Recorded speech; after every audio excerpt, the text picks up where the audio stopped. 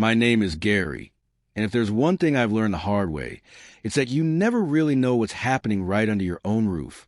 People say love is built on trust, that when you find the right person, you should give them your heart completely. But let me tell you something. When you trust blindly, you're not being loyal, you're being a fool. I learned that the hard way. I believed in love, the kind where you commit fully, have each other's backs, and don't even entertain the thought of betrayal, because you assume your partner values a relationship as much as you do. I never thought I would be the man sitting here, telling a story about how my own wife made me question everything I believe about love, commitment, and marriage. But here I am. Looking back, I realize how easy it is to be deceived when you're in love. You don't see the signs, or maybe you do, but you brush them off because you don't want to believe the person you trust could be capable of hurting you. You assume that since you're faithful and all in, they must be too. But that's not always the case. After everything I've been through, I honestly feel like love is just a scam, a word people throw around without truly meaning it. And if you stick around, you'll understand exactly why I feel this way.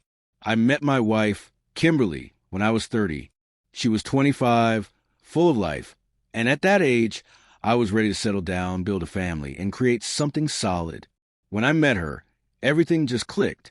We could talk for hours about anything and everything, and from the outside looking in, we seemed like the perfect couple. We dated for a little over a year before I popped the question. Some might say that's not long enough, but I felt like I had found my person. There were no obvious red flags, nothing that made me second-guess my decision. We had similar interests, enjoyed each other's company, and everything felt natural, like we were meant to be together. After we got married, life was good. We moved into a nice place my mother owned and settled into our routine. For a while, it felt like I had everything I ever wanted. I was genuinely happy. We did almost everything together in the beginning, but looking back, I now realize the biggest betrayals come from the people you trust the most. One day, Kimberly mentioned that her phone was acting up. It kept freezing, the battery drained too fast, and certain apps wouldn't open. Frustrated, she asked if I could take a look. I told her I'd take care of it, assuming it would be a quick fix. I took her phone to a repair shop, expecting a simple solution, but the technician told me that fixing it would cost almost half the price of a brand new one. That didn't make much sense. If I was already spending that much, I might as well get her something new. I figured she'd be happy about it. And honestly, I liked the idea of surprising her. What I didn't know was that this small decision would change everything. Before transferring files from the old phone to the new one, I decided to check through it one last time to make sure everything important was backed up. Photos, contacts, messages, just the basics. As I scrolled through the menu, a disguised folder caught my attention. It was hidden, not visible among the other regular files. My gut told me to open it. The moment I did, my entire body stiffened. There was a dating app. My brain struggled to process why my wife would have a dating app. I decided to open it, and as I scrolled through, it became painfully clear she was up to something. The messages inside told me everything I needed to know. She had been talking to other men, not just recently, but even back when we were dating. Some conversations were playful, some outright flirty, and others too explicit for me to even stomach. My fingers tightened around the phone as I read line after line. Different men, different conversations, but the same pattern. She laughed at their jokes, entertained their advances, and responded in ways that made it clear she wasn't just being friendly. She had been doing this under my nose the entire time.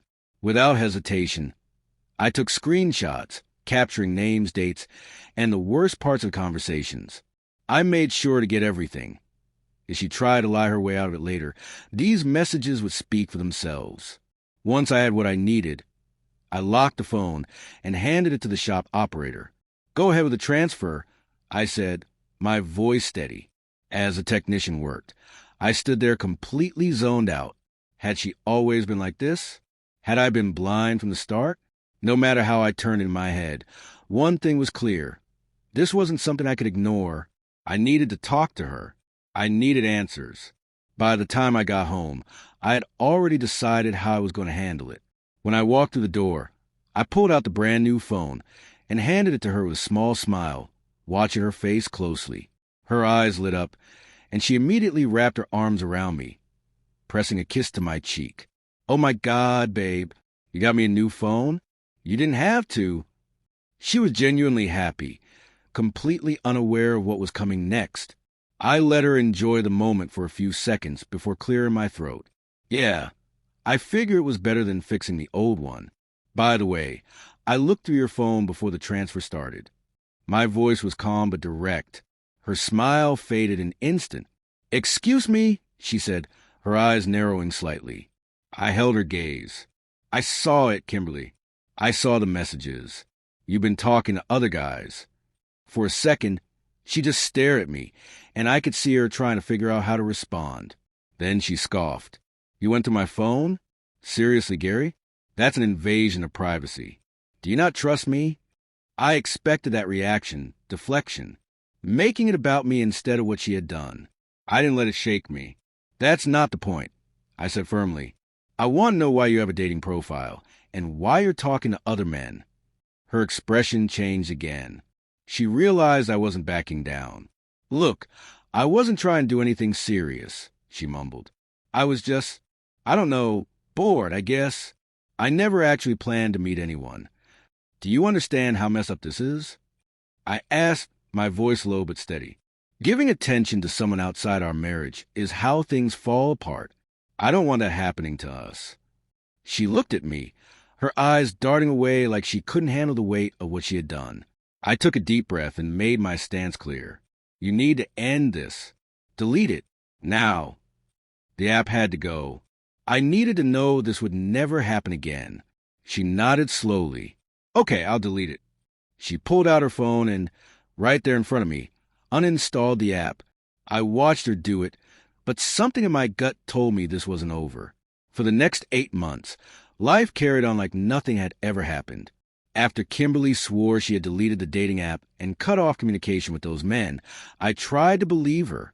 Every time I remembered those messages and the conversations she had with other men, I told myself to let it go. Relationships require trust, and if I kept questioning her, I'd only push her away. There were moments when I'd hear her phone vibrate and feel my stomach tighten, but I forced myself not to ask who it was. I didn't want to be that paranoid, insecure husband who smothered his wife with suspicion. I had no idea that while I was trying so hard to convince myself everything was fine, my wife was still living a double life right under my nose. I woke up one morning with a burning, stinging sensation when I went to pee. I paused, trying to make sense of it. The idea that I could have chlamydia or gonorrhea didn't even make sense. How the hell could this be happening? As the day went on, the pain didn't just stick around. It got worse. What started as a mild irritation turned into full-blown agony. Every trip to the bathroom felt like torture. By evening, I noticed something even more disturbing: a thick, yellowish discharge. That was the moment everything clicked. My body was telling me, loud and clear, that something was wrong. The next morning, I didn't waste any time. I went straight to hospital, hoping for some kind of explanation that wasn't the one I feared. Maybe it was just a urinary tract infection. But after a full examination and lab tests, the doctor sat me down and told me I had an STD. I stared at him, waiting for him to say something else. But all he said was, "These infections are only transmitted through sexual contact." That was it. My wife had slept with someone else. There was no other explanation. I walked out of that hospital in a daze. That night, I lay in bed next to Kimberly, staring at the ceiling while my mind raced in 100 different directions. The next morning, I woke up before her, already mentally preparing myself for what was about to happen. I made my way to the kitchen and poured myself a cup of coffee. A few minutes later, Kimberly walked in, kissed me on the cheek, and I had to fight every muscle in my body from pushing her away in disgust. I let her pour herself some coffee, take a seat, and take a sip. Then I looked her dead in the eye and asked, "Kim, have you been with anyone else?" The shift in her expression was immediate. Her face twisted into an offended glare, like I had just accused her of murder. She put her cup down and scoffed. "Excuse me? What kind of question is that?" "A simple one. Have you been with another man?" I pressed. I could see the anger building in her eyes. I can't believe this.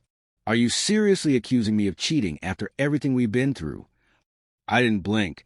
Did you cut off the guys from that dating app like you promised? That was when she exploded. Oh my God, you're really bringing that up again? I told you I deleted everything. Do you have any idea how exhausting it is to be with someone who doesn't trust you? This is ridiculous, Gary. Absolutely ridiculous. But I wasn't backing down. Then hand me your phone, I said. She recoiled slightly, pulling it back toward her. No, that's an invasion of privacy. I nodded slowly. All right, then let's go to the hospital and get tested together. She leaned back in her chair, folding her arms. I don't have to prove anything to you. That was all the proof I needed. I exhaled through my nose, pretending to give up, relaxing my shoulders like I was letting it go. But the second she turned her head, I lunged and grabbed the phone from her hands. Before she could snatch it back, I pressed it against her face to unlock it. She shrieked and jumped up from her seat, grabbing at me, but it was too late. The screen lit up. I started scrolling, and there it was, everything I feared. Messages, images, receipts, conversations with multiple men. Some recent, some stretching back months. Explicit texts, plans to meet up, miss you messages. She never stopped, not even after I begged her to end it. She had been lying to my face this whole time. I turned to look at her. How could you be this unfaithful? My voice was eerily calm. She didn't even apologize or try to lie her way out of it. Instead, she scoffed and gave me the middle finger right to my face. I felt something inside me snap. Pack your stuff. This marriage is over. I said, I want you gone before I get back. She smirked, thinking I was bluffing. I didn't wait to argue. I grabbed my car keys, walked straight out the door, and left her sitting there. I drove just a few blocks down the road, then pulled over, picked up my phone, and called my lawyer. Find me the best divorce lawyer in town. I want this done immediately. By the time I got to my parents' house, I already knew I wouldn't be going back that day. They welcomed me in, confused as to why I was there so early in the morning, but I just told them I needed some time. I couldn't explain everything yet. When I finally came back to my place 2 days later, it was empty. She was gone. I didn't have to wonder where she went. It didn't take long for the truth to find me. She moved straight into another man's house. One of the guys she had been seeing behind my back long before I even knew what was going on. That realization burned in a way I can't even describe. I won't lie. Divorce was hell.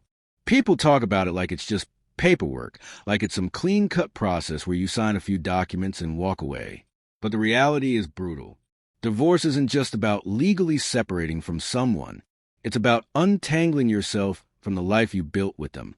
It's about waking up and realizing the person you loved, the person you made sacrifices for, the person you thought you'd grow old with, was never really yours to begin with. The pain is something I wouldn't wish on my worst enemy. It probably hurt more because I truly love her and gave her everything, and in return, she gave me nothing but lies. But I learned. I learned the hard way. And now, I want other men to learn without having to go through the same thing first. Never love blindly. Love is supposed to be built on trust, but trust should never be given freely. It has to be earned. I trusted Kimberly because I wanted to believe in her, not because she deserved it. That was my mistake. If someone disrespects you once, they will do it again. I caught her talking to other men, and instead of walking away, I let her convince me it was harmless. That was the moment I should have left. Trust actions, not words. People will tell you what you want to hear, but their actions will always expose the truth. And lastly, when someone shows you who they are, believe them. The first red flag is all you need. Don't wait for 10 more. I don't share this story for sympathy. I share it because I know there's a man out there who needs to hear this. If you're ignoring the signs, if you're convincing yourself that your gut feeling is wrong, if you're making excuses for a woman who keeps disrespecting you, don't. Protect your heart. Protect your future.